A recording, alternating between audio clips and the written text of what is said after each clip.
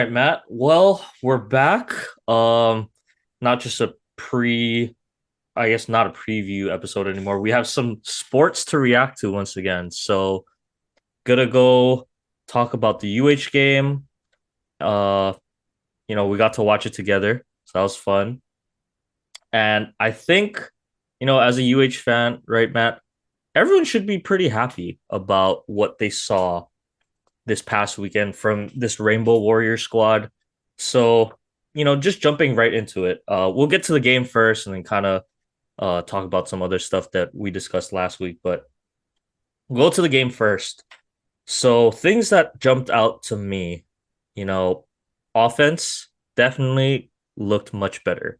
I will say, I don't know if the scheme was all to do with it, if it's new players, confident, maybe everything like kind of mixed together, but it was definitely more enjoyable to watch this team in that first game against Vandy. But I would just want to hear your thoughts on the offense first of all. We'll start on the offense. What do you think? First impressions of the run and shoot. I like it. I think it was a little bit of a nostalgic feeling for me because I saw big plays for once. And I feel like, in the recent years, we haven't seen that. I don't think we saw a lot of it last year. I'm even going back to maybe Moniz is probably the last time I was like, okay, this offense is popping. Like we're going to score 35, 40 points a game and dominate. And we're not at that level yet, but to see 3, 4 huge passes going downfield, stretching the defense, that is encouraging to me. So I like that aspect of it, but I'm a guy that also likes the run game. So that's the good news. But the run game was pretty disappointing to me, to be honest. But that is the run and shoot. So I'm not going to overreact there. But I would like to see a little more emphasis in the run game.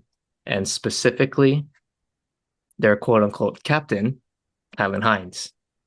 I think you and Hunter last week both said he was going to be the breakout player. And so far, not a good start for him. 15 yards for the game. That's not Talon Hines-esque. He probably would average 15 yards and 2 carries last year. So getting him the ball more in space is what I want to see. But overall, the passing game is just through the roof to me. The big plays are there, and we just got to keep building off of that. And I like where this team is headed initially. Good start so far. Yeah, we didn't come out with the win, but definitely off on the right foot. It's going to be tough. There was a weather delay, right? It was delayed an hour and a half. So being on the road as it is, going across the country to the East Coast, first game in the run and shoot, I thought, there were a lot of positives to take away.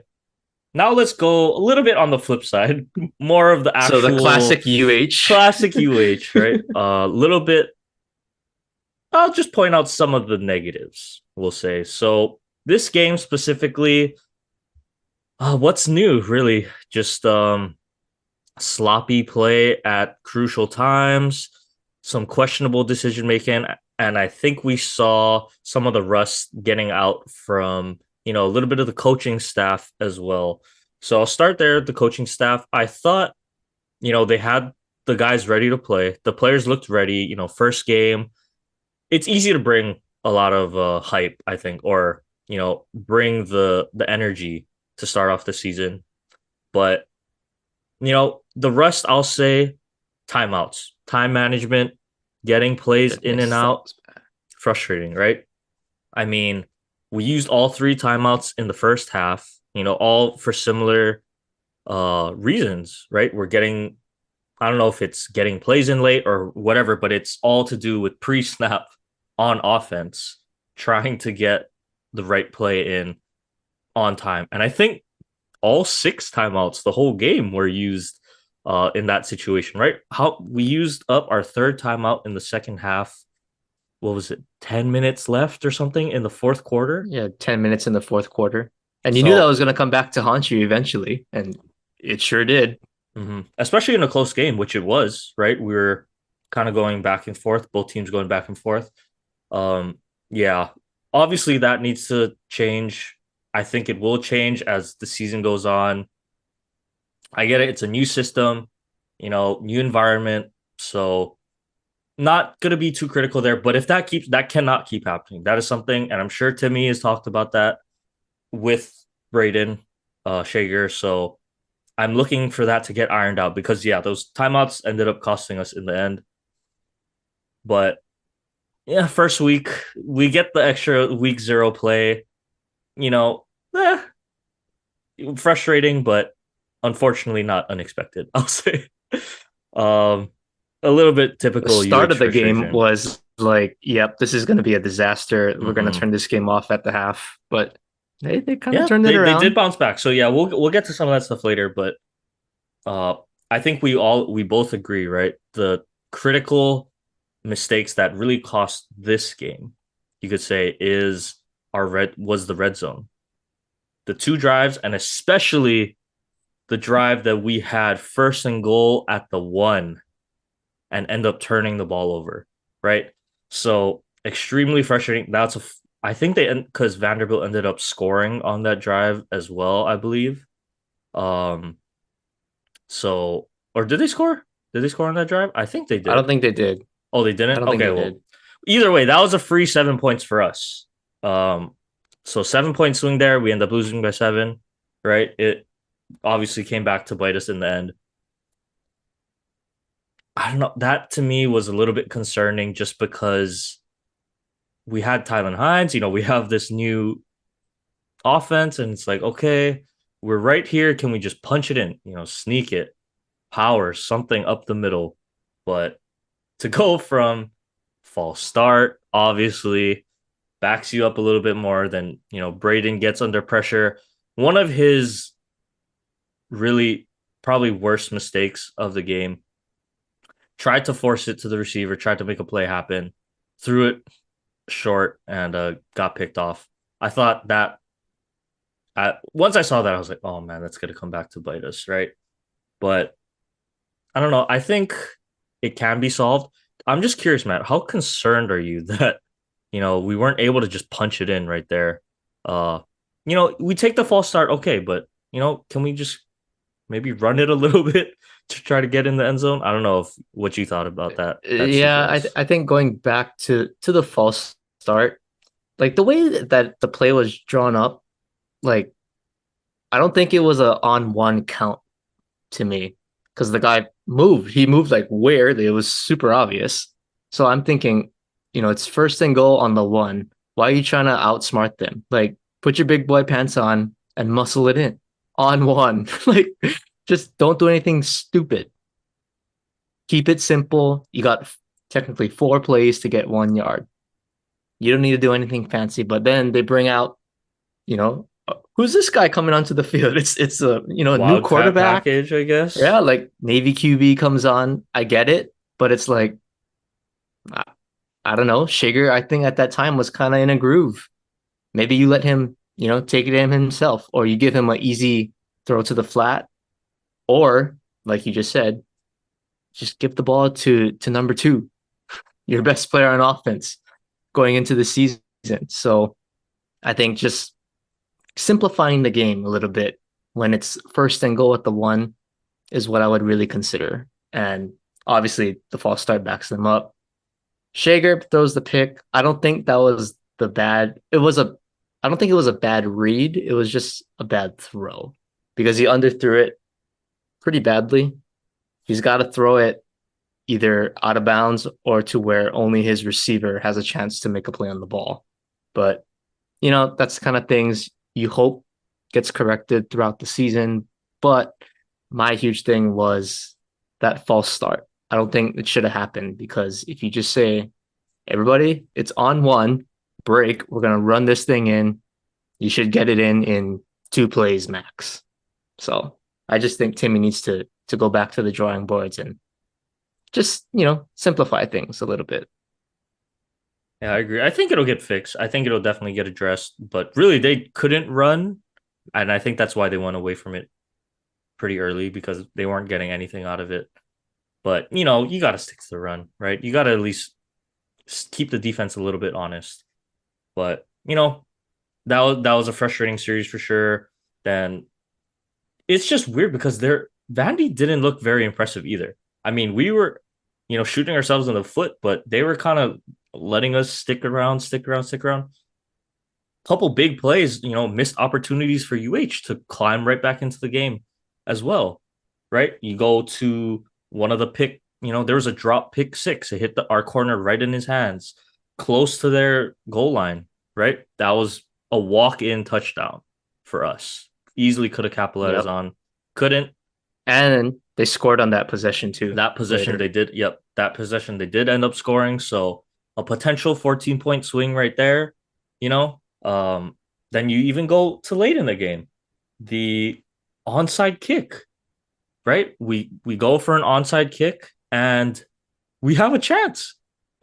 It goes right through the Vanderbilt returners or hands team players' hands, right? It squeaked right past him. We have a chance. Of course, our guy is out of bounds when he falls on the ball. It's just frustrating because it was right there. It was right there for us to take the crazy college football week zero. You know, not a lot of games on. Actually, well, it was midnight on the East Coast, so not a lot of people watching. But there are a lot of DGen betters in the US staying up to watch Hawaii Hey, play Vegas is football. still popping at that time.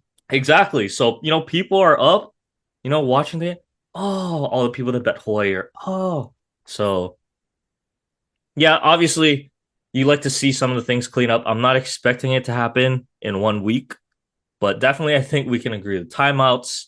Maybe you sticking with the run a little bit more. And if we can just capitalize on one of those plays, because we had so many of those little plays, it's like, oh, we have a chance, even to get off the field there at the end, but we have a roughing the passer. It's like, oh, Oh, you can't so have that. That was bad. so many chances to really bounce back and kind of stun Vandy. They were 17. I think they closed actually at 17 17, half, right? 17. I think, yeah, it was 17 or 17 and a half point favorites. And we were in it. We had a chance to win the game, so at least we covered. Yeah, okay. A little bit of a bright spot there. We did cover, but yeah, just so frustrating to we could have been 1-0. That would have blown my whole record prediction out of the water already, right? I think all of us would have been so stoked because then it's only 5 more games to go bowling. But it is what it is. Let's go back to a little bit more of the positives though. Couple breakout players I want to get to. Hunter is our resident UH expert, but he did highlight Stephen McBride, the transfer from Kansas. Thought he looked really good. And Ashlock, I think he's a freshman receiver. He's a freshman, True freshman. true freshman receiver. So those two guys, I think each had uh, close to or over 100 yards receiving. So, Yeah, Ashlock had 127 and McBride had 98 with 2 touchdowns. So that yep, works. yep, that'll work. I thought it was nice to see guys get behind defenders or get open once again. So I think that might be the new dynamic duo moving forward at receiver. So those two definitely impressed and looking forward to seeing more of them.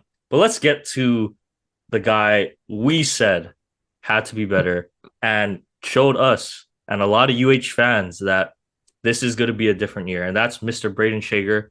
Seen him as a freshman, struggled a little bit last year as a sophomore. Our expectations,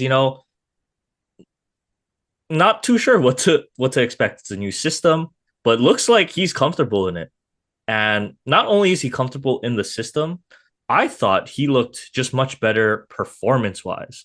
You know, Clearly put in a lot of work in the offseason to improve the deep ball accuracy because he threw some bombs, right? Some really Oh impressive yeah. ones. And yeah, that deep ball looked really good. He was hitting his guys in stride. I just thought the accuracy was there. The stats, the box score, excuse me, is going to show the two picks, but like you said, one of them, just kind of an unfortunate trying to throw a ball up and have his receiver make a play. And then the second one, he's under duress, got to make a play happen. You're running out of time. You just got to let go of the ball. Can't take a sack, right? So you just got to let it go. Another interception. That one's a little bit harder to, fault him for. So I wouldn't even say they're two really bad interceptions. But yeah, Brayden looked much better, and he's a big reason why I'm feeling, excited now for the rest of the season. Just curious, Matt. What were your thoughts on Brayden's play? I would, if I had to give him a letter grade, I would give him an A minus. I thought he was great. The QBR, I think the stats say, let's see, 53.8. I don't think that's a true indication to how well he played because it's going to show the two picks, and I don't think that's a fair assessment to him because of like what you said, the situation, the circumstance. That was really the two bad passes he had the entire game. Really, he was hitting everything on the money. The deep balls were on target. I guess those UH Instagram videos were legit because I was like, Oh nah, no yeah, way this guy's throwing dimes like this. It's oh just yeah. practice. Like I'm not gonna buy into this. And yeah, he proved me wrong. I'm sure he proved a lot of other people wrong too. So Schager, he was great. But the thing that I liked the most, even more than the deep ball, he was decisive. I feel like his reads were so quick that he wasn't really just sitting in the pocket, waiting for a receiver to get open. He was the guy throwing the guy open to me. So I thought the reads were quick, decisive, and that's what you want out of a quarterback. If it's not there, the second read's there, throw it away. If it's not, second read's there, run for 5 yards.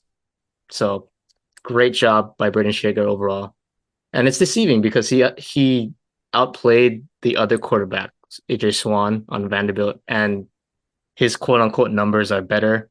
So football is a tricky game sometimes. You got to watch the game to really understand how guys play. Numbers don't tell everything.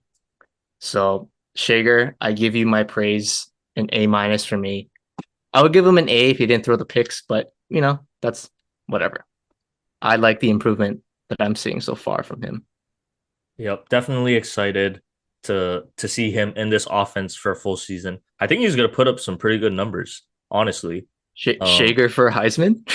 okay, yeah, we're gonna need to win a couple games first to get in the Heisman contention, but Hey, he has more passing yards than Caleb Williams at this point, that is true. That is true. The yards are gonna be there. and one touchdown behind, so he's right Seems there. like the touchdowns are gonna be there too, in this system. So a lot of good things to look forward to.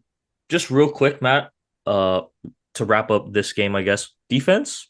You're our defensive fan, I guess. You're like you love to see good defense. So just real quick, what'd you think of UH's defense this past weekend?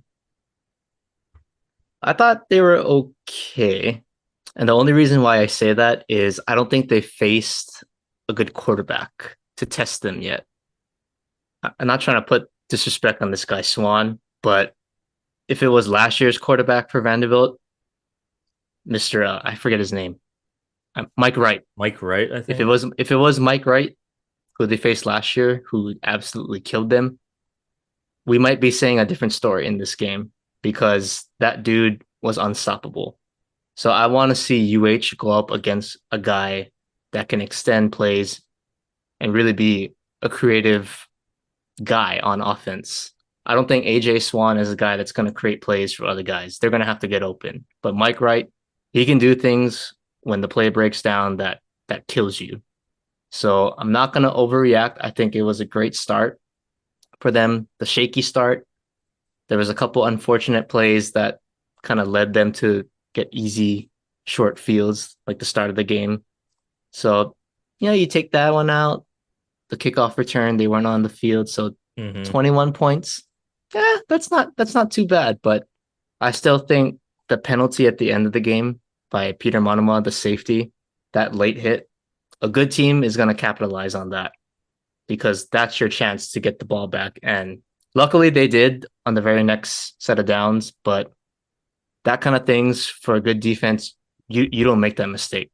You don't make that kind of mistake late in the game. So I think it's an okay start, but I'm gonna temper my expectations to when I see it. I would say a more mobile quarterback. Okay. I agree. Not going to be too harsh on the defense for giving up 35 points just because I think the special teams right now definitely needs to get worked on. Shipley's punt was pretty brutal, right? And Yeah, then that's a free touchdown at that point. the kickoff return for the touchdown can't have that happen, especially after we go and score a touchdown of ourselves, right? We get the momentum and then we give it right back. Like, oh my goodness, classic.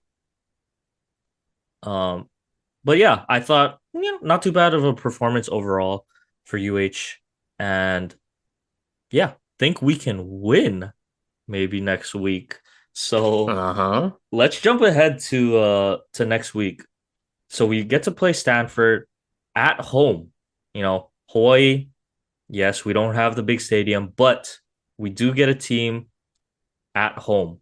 And home opener, I think a lot of UH fans are going to be excited.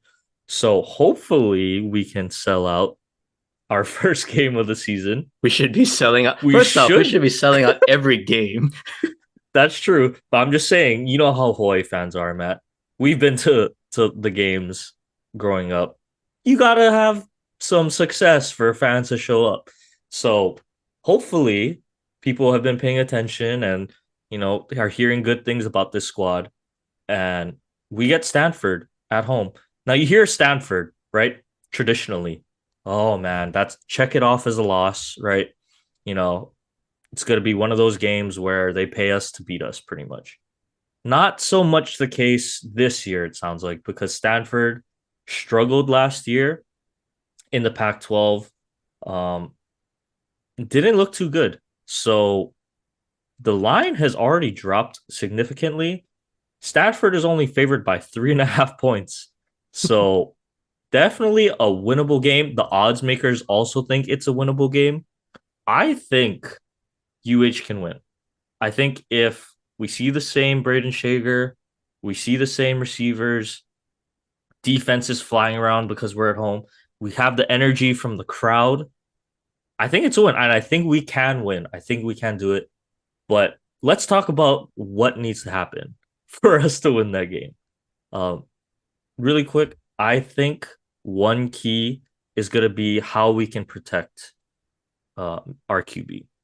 Because when he had time last week, I thought, like you said, confident, making quick reads, getting the ball out fast. That all does is not going to matter if guys are getting to him off the snap of the ball. So if we can protect QB1, I think we got a chance. Um, Defense is kind of hard. Not sure what to expect out of Stanford, but cleaning up some of the turnovers, I think. Special teams just not allowing the big play. I think it's winnable, Matt. What do you think? I think we get out of here with a win. Yep. So in the preseason predictions, I said this is going to be a loss. I'm going to flip the script on that. I think they win. I think they win on Friday. And it's going to have to be some of the stuff that we saw on defense. I think the run defense overall was okay. Again, 38 yards, I think they gave up, which is outstanding, by the way. But is Vanderbilt really a true running team? I don't think so. Stanford, if you go back in their history, their identity is built on running the football. Christian McCaffrey, you can go back to Toby Gerhart, guys who dominate on the ground. We got to stop the run. So Logan Taylor, Isaiah Tufunga, those guys are going to have to be tackling machines in this game. One of those two have to get 10 plus tackles. The other's going to have at least 5 to 7, I think. And on the flip side, on the offensive side of the ball, we got to get our boy going, Tylan Hines. 15 yards. I think he's, a little upset that he didn't get the ball too much in space. So I think you get him going, get him in a rhythm early, and then that's going to make everything so much easier for Schager. Because I think Vanderbilt, they kind of took the run game out of the picture. So they're just playing coverage. Schager's going to throw. They couldn't really stop it, but he's going to throw. but you want to keep teams off balance. And the way to do that is you establish the run game early. And that's going to open up Stephen McBride. It's going to open up Ashlock. Hopefully Pinoke too when he comes back. I don't know why he didn't play, but hopefully he can get into the action next game. But the run defense and the rushing offense, that's what's going to be the key for UH. Okay, so we're predicting a win. So hopefully One on and one. Saturday, We're gonna walk out 1-1. hopefully on Saturday we're 1-1. That would be great. I would be so happy if we could be 1-1. Not gonna get my hopes up too high, just because it's still early on in the season. But after what we saw last week, I agree, Matt. Definitely a winnable game for UH. Let's go into this weekend on a good note. Palhana on Friday. Everyone can go watch the game. Enjoy, a nice little cold beverage. And let's hope UH comes out with a win. So go Bows. Looking forward to a 1-1 record after this weekend. Next, though, we haven't got to talk about your other college football team, the Ducks, the Oregon Ducks. They have their first game against Penn State, or is it Portland State? Portland State. Okay, I was going to say. Not Penn State. Penn State the first week. Okay, Portland State. So I'm guessing Oregon is a heavy favorite in that one. Yeah, I'm not going to overreact too much. It's the first game of the season. They're paying Portland State to kill them, basically. Kind of a tune-up game, I think, because they do play at Texas Tech the week after. It's going to be a tough environment there. But this is the start of the Heisman campaign for Bo Nix.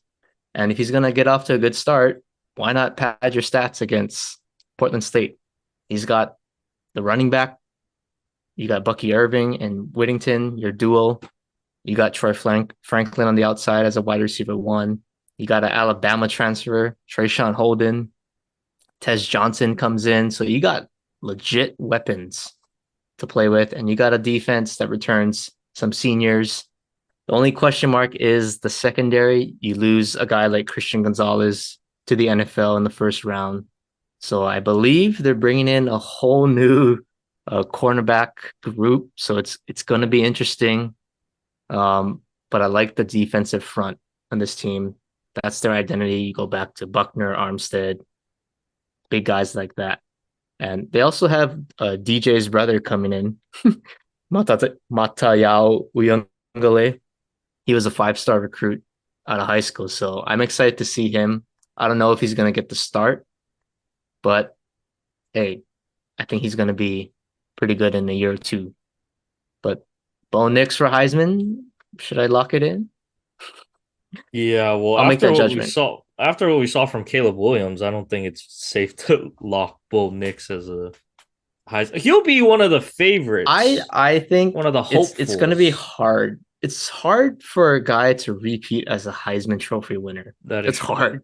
That is true. Even Tim Tebow couldn't do it, and he was insane. He was Mr. that College second football. year. Yep. Yeah, so even he didn't do it. So it's going to be hard for me to see Caleb Williams win again.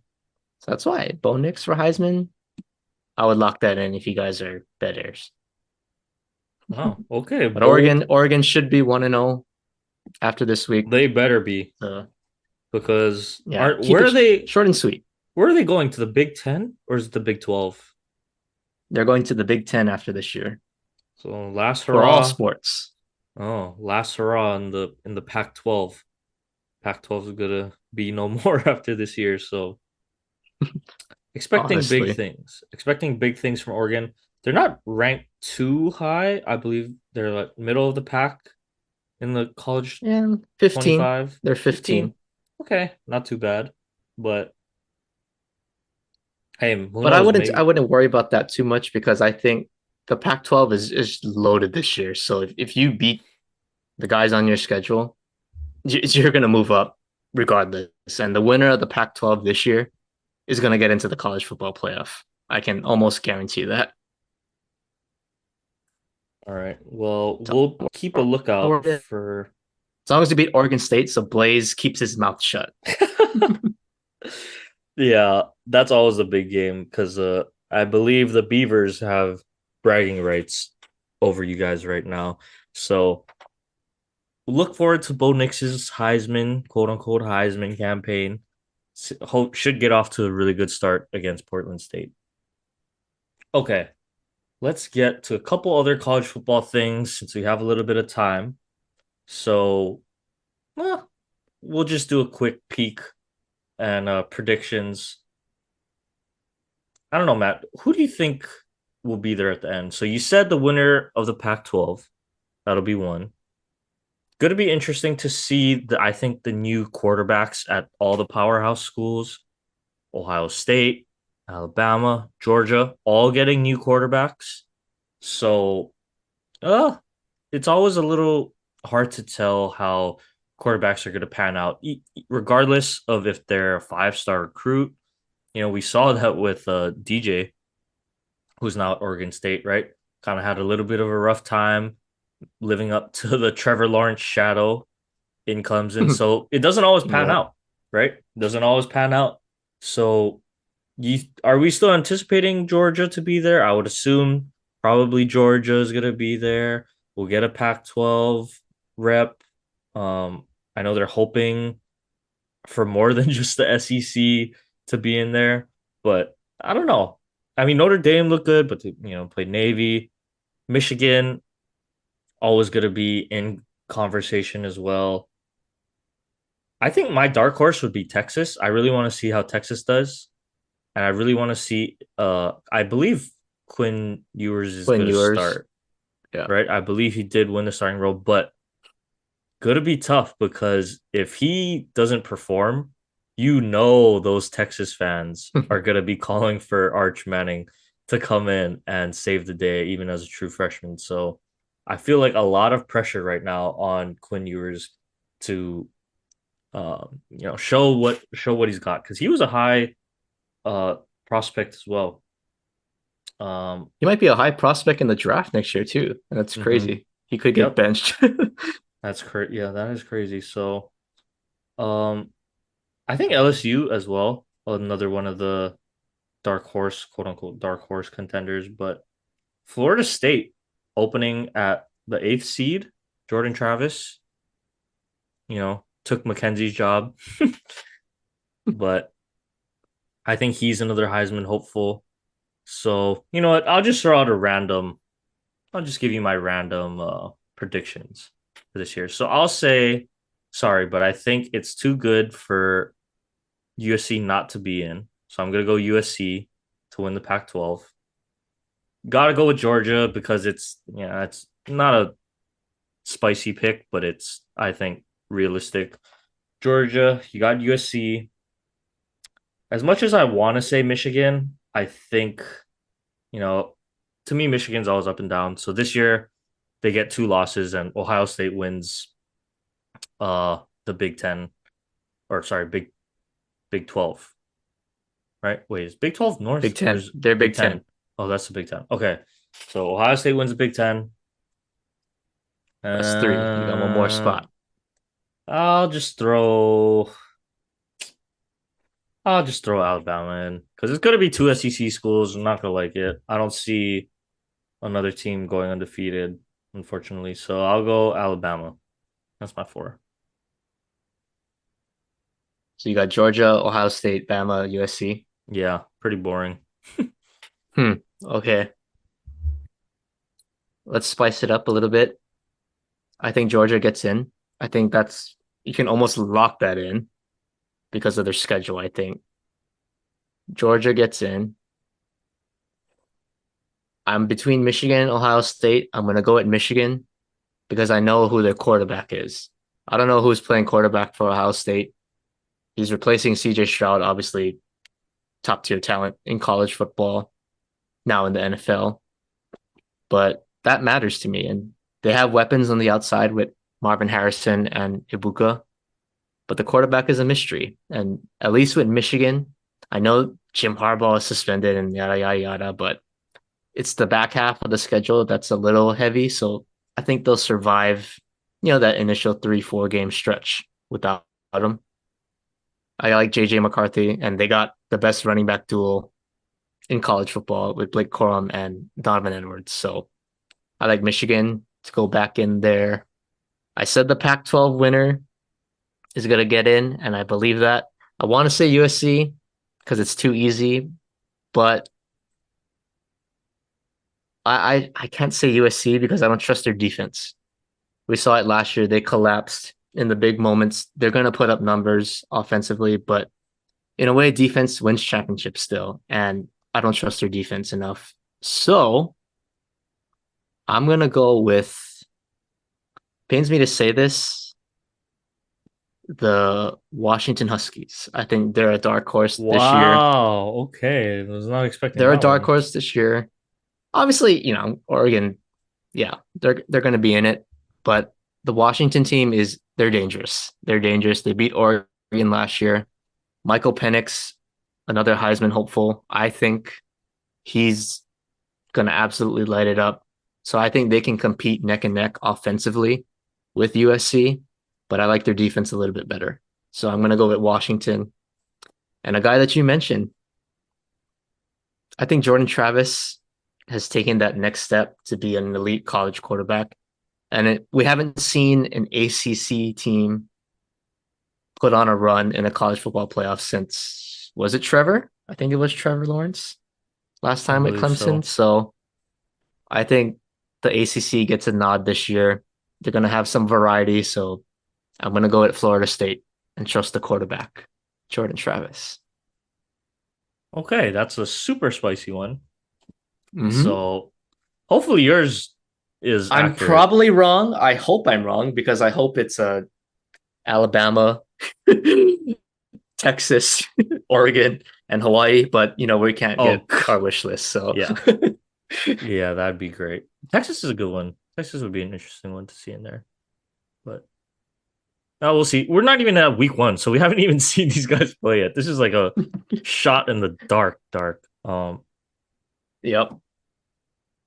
That's why Okay, it's well, spicy. yeah, okay, well, we'll revisit that. Maybe we'll do a quick revision after week one. That's Maybe not after our like week don't. three. Yeah, okay, well, at least week one. We haven't even seen these guys play yet, so don't. That's not our locked in answers, but don't hold us to that. We'll see though. Okay, well, that was a good college football segment. Got some NFL stuff to talk about. There were cuts today, a couple trades between our teams actually, and baseball news more so for me. Sorry, Matt. I think all the baseball talk will be more centered around the Dodgers. Although there was some drama with the Yankees today as well, so I'm sure you want to get to some of that as well. So we'll go ahead, take a quick break here, and we'll be back on the other side. All right. So 2 weeks away now from the start of the NFL season, and Woohoo! the rosters are finalized finally. So big news for everyone today. Everyone made their 53-man roster cuts. So some surprising ones for a lot of teams, but let's just talk about, our teams, the Cowboys and the Dolphins. We'll start with you with the Dolphins. Any surprising cuts this year that you thought, I don't think we should have done that?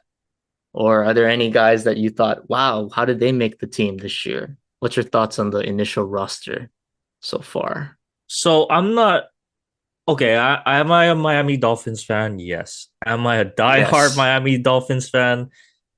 I wouldn't say that, but I do follow But the you're a team. Tua fan. You follow them a Yeah, lot. okay, that's true. But okay, just let me preface. I wanted to preface saying that with there were a couple surprises. I guess you could say.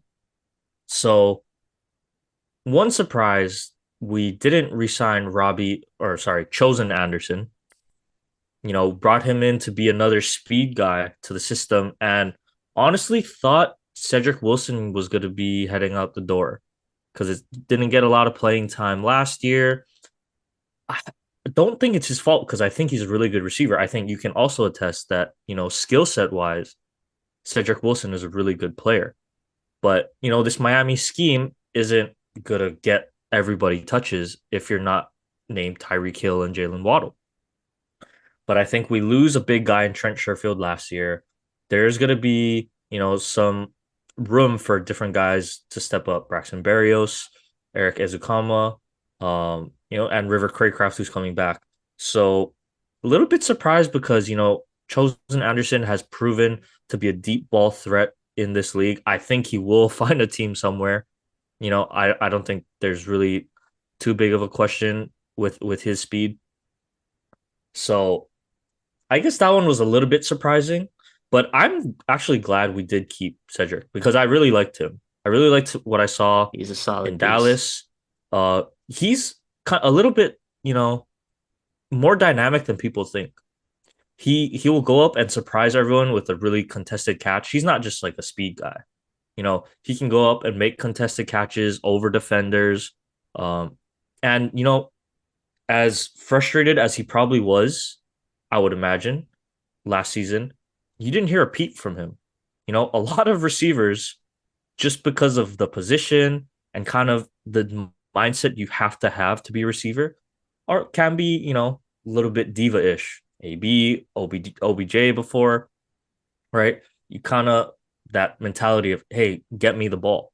But, you didn't hear a peep out of him throughout the whole, season, last season, off season. I'm sure he was frustrated. So, he's a good team guy. So bringing him back, I am pleased with that. The other cut, it's really not too surprising, but Miles Gaskin, we did cut him. We What? have a Really? really, yeah, so cut Miles Gaskin. Wow. He had been productive for us. At one point was the starting running back before we got, Mostert, Jeff Wilson. So we decided to keep Salvin Ahmed, who was kind of his running mate the past 3 years. So, Ahmed had a good preseason, showed a lot of burst, hitting holes, and, we had a lot of additions in the running back room. Devin A Chain and I'm sorry, I can't remember this other running back's name, but we did sign another running back. I think he's more of like a power back um this offseason, but surprised to see Miles Gaskin go. I'm sure he's another one of those guys that he will find a place on an NFL roster. He's just too good. He has experience, not the fastest, not the quickest, not the strongest, but tough runner. He'll, do what he has to do. Fine with being a third down back. I think he will find another team going forward, but just a little bit sad to go just because he's been around the team for a little bit. Um, so yeah, those to me were the two really cuts that stood out on the offense. But regardless, even with those two cuts, I think the offense has a lot of speed. I think we saw that. I think they just got faster with Devin A Chain, who I've been kind of harping on all preseason, hyping him up a little bit. So looking to see him and get him the ball out in space. But yeah, other than that, nothing too crazy. I'm glad we re-signed Zach Sealer and Christian Wilkins ended his holdout. So that defensive line should be really good. We got a lot of guys back. Emmanuel Ogbo is kind of banged up. Brandon Jones, the safety on the other side of the ball. Um, looking to get those guys back into action in Fangio's defense. Yeah, I'm excited. I think it's going to be a good season. So not displeased with this roster at all. I think that they did what they had to do, but it's the NFL. There's going to be tough cuts, just how it is. Yeah, even for me, there was some shockers on the Dallas roster decisions. One of them being Jabril Cox. They cut him. He was a highly drafted pick for them, kind of a quote unquote steal, you could say, a couple years ago in the draft. But I just think he doesn't fit Dan Quinn's scheme as well as I thought he would. So there kind of just isn't a need for him. And they already found a backup guy in Devin Harper. They drafted a guy in DeMarvion Overshawn, who unfortunately is out for the season. But I think coming into next season, he's definitely going to be a huge factor in the linebacker room. And you got Micah Parsons too. He's listed as a DN, but he can play linebacker. He can play on the line. Yeah, you can put him at safety too. He's just the best player in the league on defense to me. But they got him, so there wasn't really a need for Cox, I guess. So kind of a shocker, talent wise. But I was shocked that they let him go. And then another surprising one was a running back. So they released Malik Davis, which was a shocker to me. They kept four running backs, which I was kind of shocked by. But I wasn't expecting Malik Davis to be the one leaving the building just because he was kind of, you could say, the third string running back last year behind Pollard and Zeke. And he had some explosive plays, I thought. He was good in the passing game. Not the greatest pass protector, but he could have been a change of pace for Pollard to spell a little bit. Obviously, he can be a third down back. So a little shocking to see him go over a guy like Hunter. I don't even know his name. Hunter Lupeke, I think. Never really heard of him outside of the preseason, but to me, I didn't really see too much to overtake Davis on the roster. But yeah, I mean, I hope I don't see him on the field because it should be Tony Pollard and Deuces Loose Vaughn getting the touches out there. So those are my two shockers, I guess, going into the final cuts. But hey, our teams did make a trade today. So I want to know more about this guy, Noah. I don't even know how to pronounce his name. How do you pronounce his name? Igbenogby. Yeah, I need to know about him. I'll tell you more about my guy, Mr. Bossman Fat. But our team swapped corners. Very simple trade. So what am I getting in your guy, I guess? I don't even know how to pronounce his Igbenogany. name Sorry. still. Noah Igbenogany. Igbenogany. Yeah. Igbenogany. So he was a high draft pick. I'm almost positive he was a first round draft pick. Yeah, so he was drafted really high expectations for him coming out in his rookie year, to play alongside X. Not gonna lie, hadn't lived up to the expectations of a first round cornerback. He did have his moments, I'll say rookie year, he really struggled. Second year last year, shown some improvement, but still not quite what you're looking for out of a number one, or sorry, first round cornerback, right? Not the kind of production you're looking for necessarily. So it he didn't have the best training camp either. I'm not gonna say he's a bust, although a lot of Miami Dolphins fans you talk to will say, yeah, he's a bust.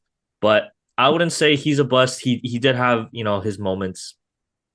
So, you know, sometimes guys just need a fresh start. That's just how it is, right? We see that all the time in the league. I'm sure I think he has the talent. I think he has the, you know, physical skill set to be a good corner in this league, but yeah, just wasn't quite clicking. New scheme as well, so yeah, I mean, I think you're getting a decent player. He might not start for you right away, He's but not starting. yeah, okay, he's not starting, but yeah, could be uh good, could be a good fit for you guys somewhere, maybe a backup. Not sure, but I wouldn't say it's like I'll just say a lot of Miami Dolphins fans I think were excited about the trade. I'll leave it at that. But Okay, well, I'll throw you the other side. A lot of fans are excited about the trade coming from Dallas because of the guy we're giving up, Kelvin Joseph, aka Boss Man Fat on Spotify. But yeah, he's another guy, high draft pick, second round pick out of Kentucky. I think he started at LSU, but he had some off the field issues, so he went to Kentucky. But the talent is there, but just couldn't really put everything together. He played mostly outside, and that's where we got into trouble when guys like Anthony Brown got hurt in the past, and it was him and Trayvon Diggs on the outside. So everyone was just throwing to Kelvin Joseph, and he was just getting eaten alive on the outside. However, I think he has been playing a little bit more in the slot this year, especially since we had Gilmore come in. So you already know what you're getting on the outside. So he started working a little bit more in the slot, showed a little bit of progress there, actually. So I wouldn't be surprised if Miami uses him there as a nickel. But yeah, not really too much to hype him up about. Plays hard, but just couldn't really get things done in Dallas on the outside. And I also think it's not a fit for him because Dan Quinn likes lengthy, long arm corners on the outside. Trayvon Diggs, guy who has long arms. Gilly's got a big frame. Nashawn Wright is a backup corner for us. He's got long arms. I think he's like 6'2", so we like size on the outside. And then you got obviously the nickel guys in Deron Bland and Jordan Lewis. So there really wasn't much room for him. So I think, yeah, it's a right now it's a push. It seems like one bus for the other, but I think Kelvin Joseph, I wouldn't be surprised if he's a nickel guy for you guys, filling in from time to time. Okay, so pretty even Yeah, trade. It sounds like. pretty pretty even trade. But you know what's not an even trade, and what's I call a highway robbery Okay, let's get to it. is we got Trey Lance, woohoo! Former number 3 overall pick, and we stole him for a fourth rounder. Give Oh, me that Micah, all day. Micah must So be so sick. so that officially puts the 49ers as having the worst, yes, the worst first round pick in NFL history because he hasn't even played and you gave up 3 first round picks to get him. You passed on guys like Justin Fields, Mac Jones, just to name a few. You could have had Micah Parsons too if you really wanted to go that far. But I'm pretty happy, honestly, for a lot of reasons. Primarily two. One, it pushes my quarterback, my quote unquote starting quarterback. So I don't think Dak was too happy about it, to be honest. But this better light a fire under his you know what, because if he stinks it up this year, he's not going to be a Dallas Cowboy quarterback probably in 2 years, I would say, because of his contract, but no extension for you if you don't play well.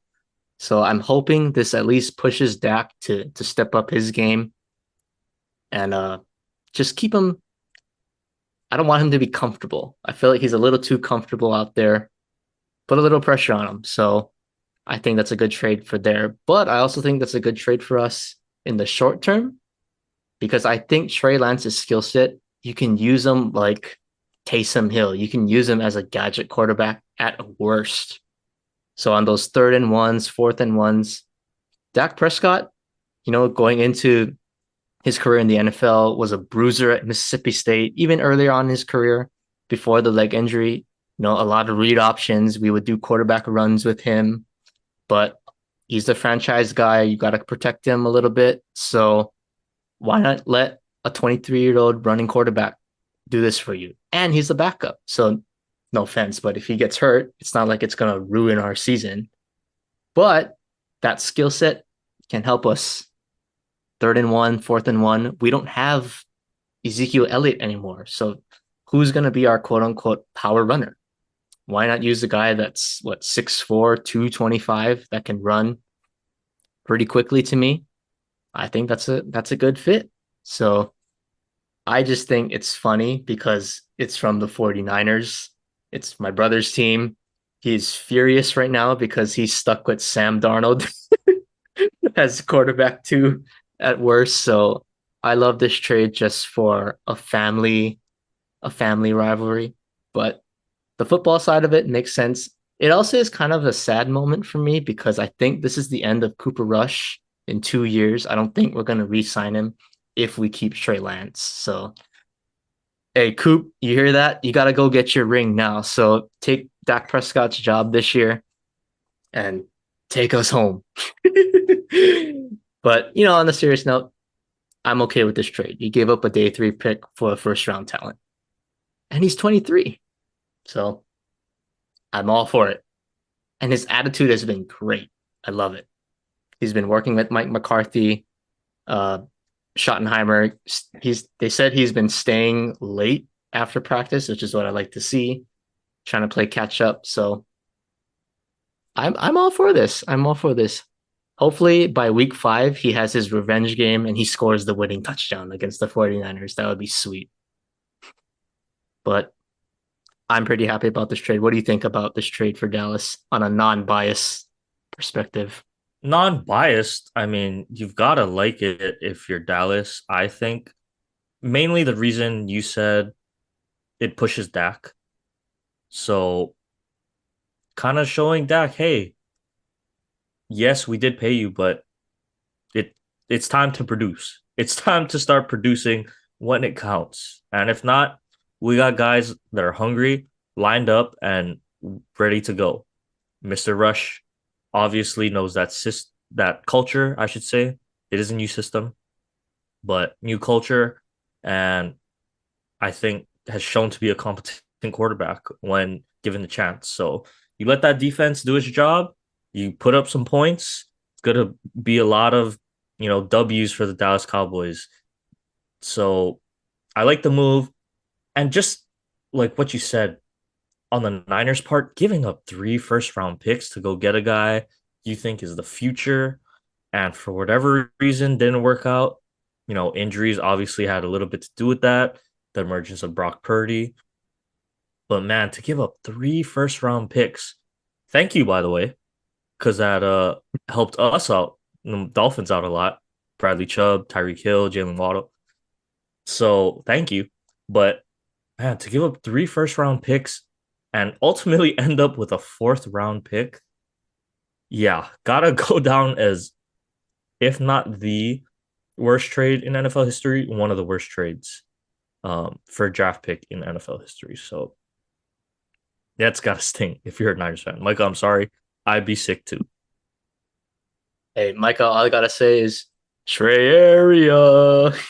He's coming to Dallas now. But all right, that's enough of Trey Lance. We'll talk about him, yeah, hopefully by week 5 when they play the Niners.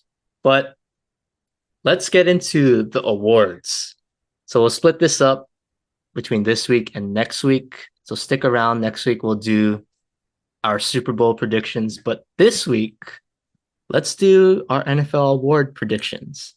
So I'll let you go first. Like you can just go through all your picks in one time, but we'll do offensive and defensive rookie of the year, offensive and defensive player of the year, coach of the year, and your MVP. Okay, so some of these might be a little biased, but I'm I'm trying not to be as biased because I am the fan, right? So I got to be the voice of reason, and um You're saying that I'm biased and I don't have a voice of uh, reason? I have to be the voice of objectivity on this podcast, okay? So I'll start off. Just okay. I forget this every year, but there's only one offensive and defensive rookie of the year, right? It's not like AFC and Mm-hmm. NFC. It's just one, right? Yep. Just Okay, one. okay. Okay, so offensive rookie of the year. I think it's going to be an obvious one, and I think this guy's going to run away with it. Bijan Robinson. Pretty obvious one for me, just because what I'm hearing out of Atlanta. I think Atlanta was the most effective running team last year, and they were running back by committee. Cordero Patterson, um, and then they also used Algier, mixed in with Marcus, running kind of a triple option kind of, or three guys that can run the ball. So looking for a lot of things there. He's the clear cut RB1. So going to get a majority of touches in a run heavy scheme. And we're also hearing, he was so explosive, he can catch passes, almost Saquon Barkley esque, Christian McCaffrey esque in the receiving game. So I think just with the amount of volume he's going to get, he's bound to put up numbers as long as he does stay healthy. I have him clear cut offensive rookie of the year. Defensive rookie of the year, I think, is going to be a little bit interesting.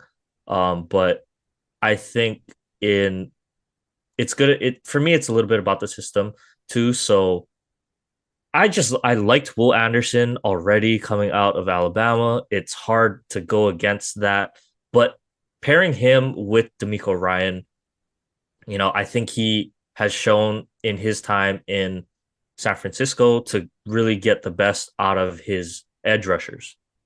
And I think Will Anderson, it sounds like they're converting him to, one of these Nick Bosa, TJ Watt type, Michael Parsons type of roles where, yeah, he's a linebacker, but he's a pass rusher. He's going to be a pass rusher in Houston.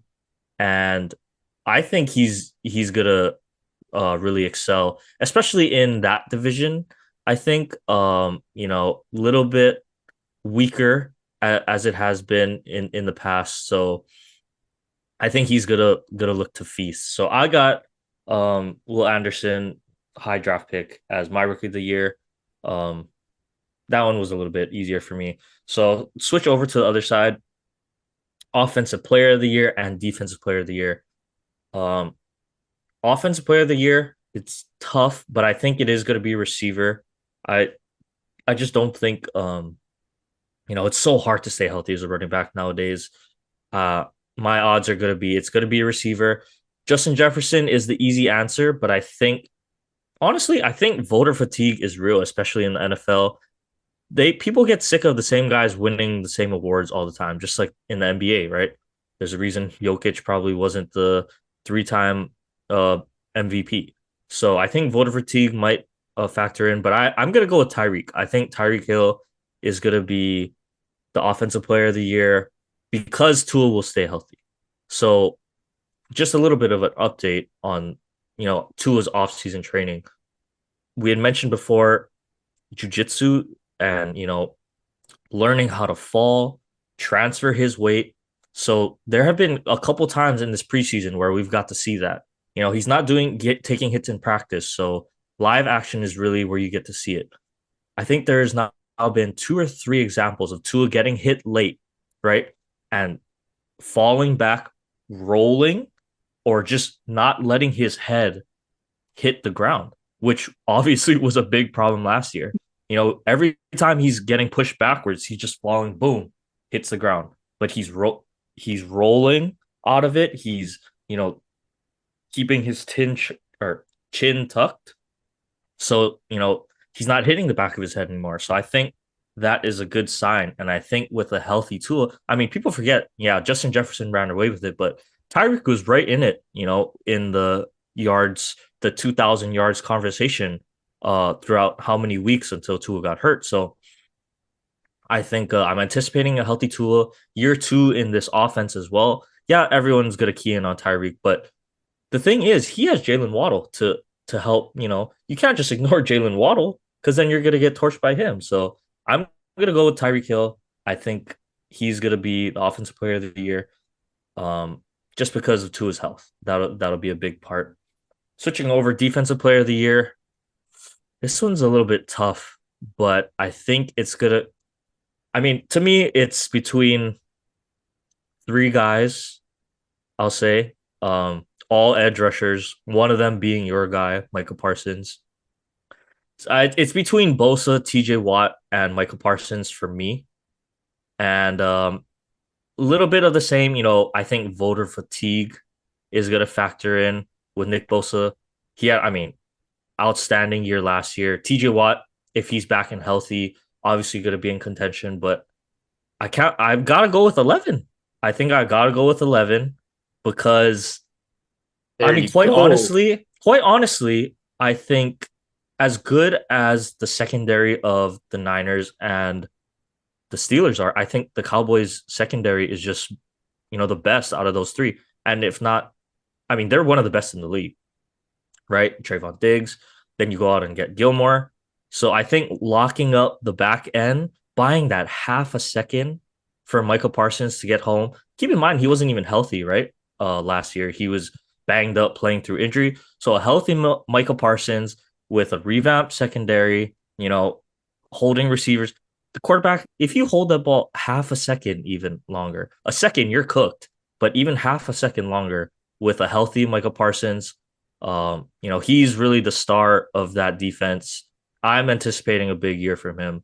So I'm gonna go ahead and give it to Michael Parsons for Defensive Player of the Year. That's just my early prediction now. All right. Ooh, you are preaching the gospel when you spoke about him, man. So What I I like to mean, hear. but for good reason. And I'm not just saying it to make you happy. I truly think uh, that it'll help him in that sense. And then Coach of the Year, uh, I think it's gonna be a little. I mean, Coach of the Year is always based on wins, right? So as much as I want to say, oh, give it to Mike, I think Mike McDaniel. No, I think realistically, it's gonna be one of the turnaround teams, and this isn't a big turnaround, but I think Robert Sala is gonna win Coach of the Year because you get 8, right? He's 8 now, by the way. Mister Rogers, already looking super sharp. Garrett Wilson already a rookie of the year with Zach Wilson and the carousel of quarterbacks going through New York.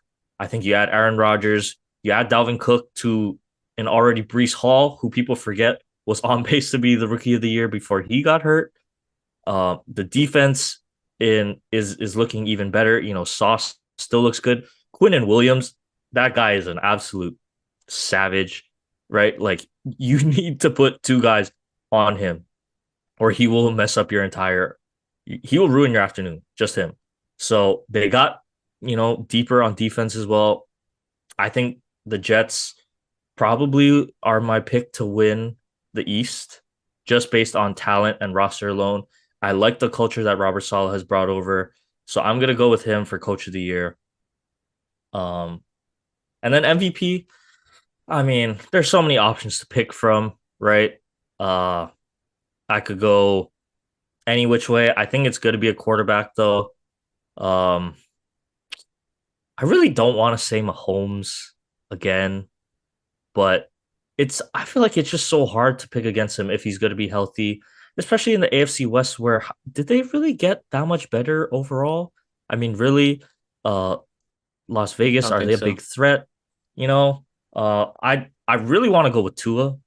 I think Tua could have an MVP season, but I would say okay, the reason I'm not going to go with Tua is because of the schedule because the Dolphins have a tough schedule this year. I mean, the AFC East has to play the NFC East. I think the NFC East, with Philly and Dallas is really tough. They have to go and play the Chargers on the road. First game of the year, they got the Chiefs in Germany. You know, Jets are much better. Like I had said, they still got to play the Ravens too. Um, so they have a tough schedule ahead of them. I don't think they're gonna put up a lot of the same numbers. Hopefully they can. I still think they can make the playoffs, but I'm gonna give it to Mahomes just because of division continuity. Travis Kelsey obviously showed last year. Don't matter who the receivers are, he's gonna put up numbers, and they're still gonna win. So as boring as it is, I gotta go with Patrick Mahomes. Um, to kind of round it out, I want to go Joe Burrow or something, but I just don't think. Um, I still gotta give it to Patty. Yeah, I mean, it's kind of hard to pick against him. He is the quote unquote best player in the world. So, but Micah Parsons, that was a beautiful speech. I can't get over that. All right. Well, I'm glad that yeah. pleased you. Yeah, well, I mean, it is true, but all right. My offensive rookie of the year, kind of similar to you. I think it's going to be a guy who's going to get touches and get him in space. Not Bijan, the other first round running back, Jahmyr Gibbs. I think he's going to be a huge factor in that offense because of his ability to catch the ball out of the backfield. So you don't have to just hand it off to him up the middle every time. You just get him the ball in space and you let him work. And I think with the creativity with Ben Johnson as OC, he's going to find a way to get him the ball. So I like Jahmyr Gibbs coming out with that. Defensive rookie of the year, keep it simple. Will Anderson Jr. I think he was the best player in the draft with D'Amico Ryans. Perfect fit right there. So I got Will Anderson as my defensive player of the year as a rookie. Now, my offensive player of the year, almost exactly what you said, but I got a different receiver. I got Mr. Jefferson. It's so hard to pick against him. He's going to get every single ball thrown at him by Kirk Cousins, and he's a fan favorite at this point. So hard to pick against him. I think he wins offensive player of the year. Defensive player of the year, do I even need to speak again? Like, you just touched on it so well. But Micah Parsons, no brainer for me. I'm probably going to pick him for the next 5 years if we keep doing this. He is that dude on defense. He's the best player on defense in the NFL. Yes, I said that. So he's going to win that award. That's a no brainer for me. Coach of the year, you threw a spicy one, and I'm going to throw a spicy one too. I think Dan Campbell wins coach of the year. It would not surprise me if the Lions make the playoffs this year at all. I think with them keeping Ben Johnson as OC, it's huge for that team. And you get a guy like Jahmyr Gibbs. Amon-Ra St. Brown has blossomed into a wide receiver one. Jared Goff has turned his career around. So I like Dan Campbell. I think his intensity, his kind of quirky humor, they'll dig that in the voting. So I got the Lions coach as coach of the year. My MVP, I hate to say this one, but I think Jalen Hurts wins MVP. I think he's going to build off of his season last year. Maybe not as great, but I think people already know what to expect from Mahomes, kind of like that voter fatigue. And I think Jalen Hurts is going to get that individual award, not the team award, the individual award. So I got Jalen Hurts winning MVP. But I do also have an award that I created. I did not tell you about this. I'm creating this award. So it's kind of like the NBA, they have like the six man of the year award. So I'm calling this the backup player of the year. I think this is going to be Cooper Rush. I think to have a valuable backup quarterback, it is huge for a team's success. And we already You know what create Cooper Rush. I created this award. Cooper Rush will just win backup player of the year. Cooper Rush, I- lock it in. I'll say Marcus. I know he didn't look good in preseason. Give me Marcus. Okay. That's my preseason award predictions right there. So Cooper Rush, lock it in. First ever backup player of the year award winner, at least in my Word. judgment. Okay. All right. Yeah. Um, Well, I think that's a good segment to end the NFL discussion. We can talk about Cooper Rush more next week, obviously, but let's go over to baseball a little bit. The Yankees, for me, they had some news today with Josh Donaldson being released. Yippee! Finally, praise the Lord. I don't know. He just did not fit at all. Harrison Bader gets put on waivers, but he was playing in today's game. So I don't know what the heck is going on with that. But that just kind of goes back to my point. Like, why didn't you just trade him? You could have just got anything out of him. But no, we're just gonna release him to waivers for nothing. So just a sad, sad organization right now. At least the kids are playing every day. But yeah, the Yankees, they just continue to disappoint me this year. That's all I can say. But at least your Dodgers are winning. That's a yeah, good we're thing. still chugging along. Mookie is now the MVP, which is kind of insane with the season Acuna had, but I think he is now the betting favorite to win MVP. So yeah, good for us. Just keep on chugging. Everybody stay healthy. Uh I like our odds in the playoffs for sure. So definitely looking good. Quick Dodger and Yankee update. At least one of them is positive. But I do want to touch on one thing real quick. So the Angels, I'm gonna continue to What roast the Angels. are they? Yeah, I I'm gonna. We got a few minutes left, but I gotta talk about this. The Angels, what are you guys doing? You guys are releasing all the players that you guys acquired via the trade deadline via waivers. And you guys kept Shohei. You guys try to go all in when everyone was saying, get rid of them, get prospects. You guys not only lost out on prospects by not trading Shohei, you traded away what, two, three top prospects in your system for rentals that you're now quote unquote releasing. Like that's That's got to the be the most most insane. foolish organization decision in the world. Like I And just you're had gonna to throw lose that out Shohei. there. You're gonna lose him now. There's no doubt now you're gonna lose him. They were throwing him under the bus too with the elbow surgery thing. Like, oh Shohei, you should go get it checked out. And then they're saying Shohei didn't want to. So now you're exposing him, like almost blaming him for not right. Like you're blaming him. Hey, it's not. We told him to get checked. He's the one that didn't want to go check his elbow.